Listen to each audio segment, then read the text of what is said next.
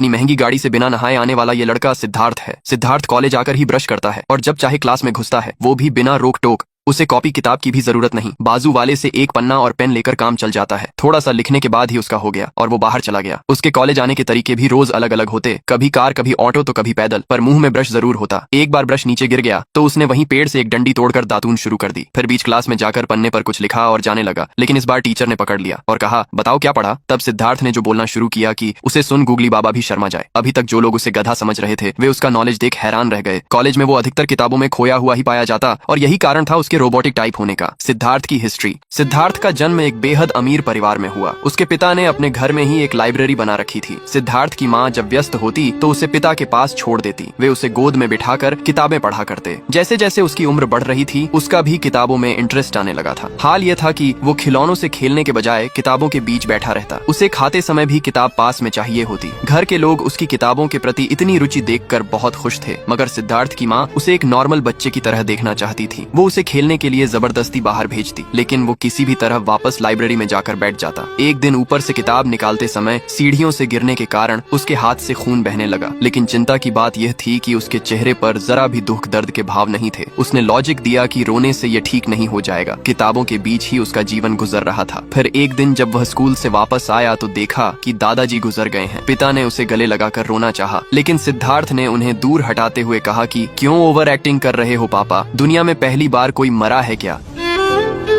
आज अचानक सिद्धार्थ ने किताब से ध्यान हटाते हुए खाने की फरमाइश की तो माँ ने खुश होकर कहा कि मैं अभी 2 मिनट में मैगी बनाकर लाती हूँ। माँ के जाते ही सिद्धार्थ का टाइमर शुरू हो गया। 2 मिनट पूरे हो गए पर मैगी नहीं आई, लेकिन भूख लगी थी तो कुछ तो खाना ही था। उसने अपने आस पास लगे पेड़ों को स्कैन करना शुरू कर दिया। उसे एक पेड़ मिला जिसे खाना सेफ रहेगा, और फिर क्या था, सिद्धार्थ ने पत्ती खाना चालू कर दिया। माँ मैगी बनाकर लाई तो देखा कि बेटा तो जुगाली कर रहा है। उसने कहा, बेटा ये बकरी के लिए छोड़ दे, तू मैगी खा। सिद्धार्थ ने लॉजिक दिया कि खाना पेट भरने के लिए खाया जाता है, स्वाद तो सिर्फ जीभ की तृप्ति के लिए है। सिद्धार्थ के साथ सिर्फ खाने की ही समस्या नहीं है। एक रात तो हद हो गई, सभी लोग उसे ढूंढ रहे थे, लेकिन वह मंदिर के आगे सड़क पर सोता हुआ पाया गया। पूछने पर बताया कि नींद आ रही थी तो सो गया। उसने कहा, अबे पप्पू, घर जाके भी तो सो सकता था। सिद्धार्थ ने लॉजिक दिया, जब नींद आए तभी सो जाओ कहीं भी। बेचारे माँ बाप तो उसे पैदा कर पछता रहे थे। वो घर में भी दिन भर लाइब्रेरी में बैठकर बुक्स पढ़ता रहता। फिर उन्होंने उसकी सारी किताबें छुपा दी और अमीर बाप ने उसके लिए एक कॉलेज ही खोल डाला ताकि वो बाहर की दुनिया में घुल मिल सके। कॉलेज में इंदू नाम की लड़की पता नहीं उस झंडू की किस अदा पर फिदा हो गई। एक दिन एक लड़की ने सिद्धार्थ को प्रपोज कर दिया, मगर उसने बिल्कुल मना कर दिया क्योंकि वो काम वाली बाई से सच्चा प्यार जो करता है।